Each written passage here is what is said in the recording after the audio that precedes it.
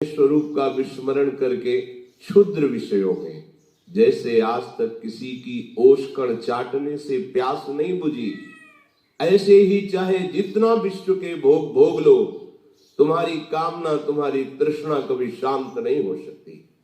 ये तभी शांत होगी जब अविरल भक्ति की धारा में आप अवगाहन करोगे। एक जीवन ये दे दो प्रभु को। ये मनमानी आचरण, मन की स्फुरणा और संकल्प के अनुसार चलना, ये आपको प्रभु से विमुख किए हुए। मान लीजिए इसमें 3 गुणों का प्रभाव पड़ता रहता है। कभी मन सात्विक संकल्प करता है, कभी राजसिक करता है, कभी तामसिक करता है। कभी मन सत संबंधी संकल्प करता है, कभी असत संबंधी करता है।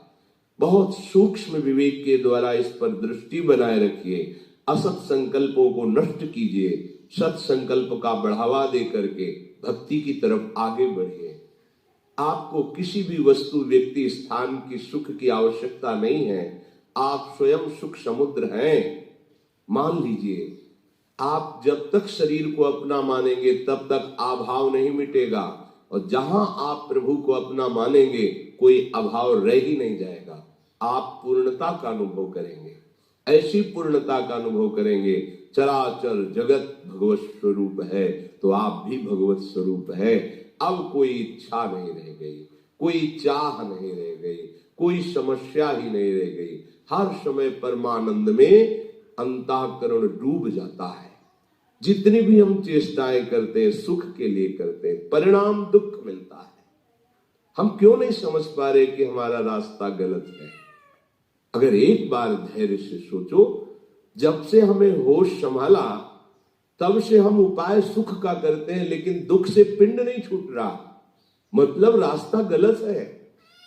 आओ प्रभु की तरफ। जिव ही प्रभु की तरफ आओगे तेव ही तुम्हें हो सकता है माया सुख का प्रलोभन दे या दुख का भयावह दृश्य रख दे।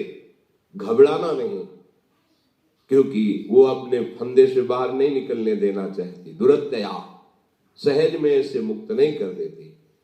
आप हिम्मत वाले बनो, धैर्यवान बनो, और ये तभी आप बन सकते हो जब प्रभु को अपना मानोगे।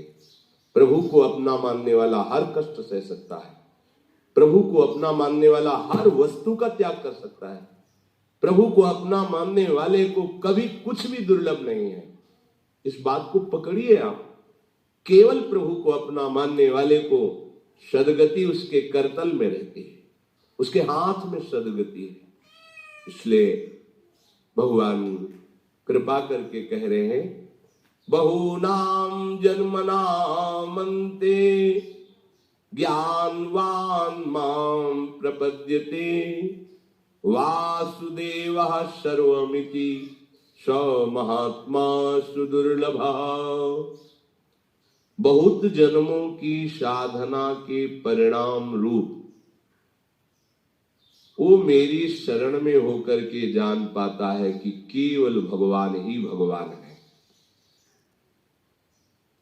भगवान अपने को त्रिगुण माया का पर्दा लगाकर ढके हुए यही है, हमारे पास, हमारे सामने है, पर हमारे नेत्रों में पर्दा लग गया है त्रिगुण माया का। आप निरंतर प्रभु का आश्रय लेकर नाम जप कीजिए, आपकी स्थिति बदल जाएगी। पूज्य श्री भाई जी महाराज, राधा माधो बसी रहे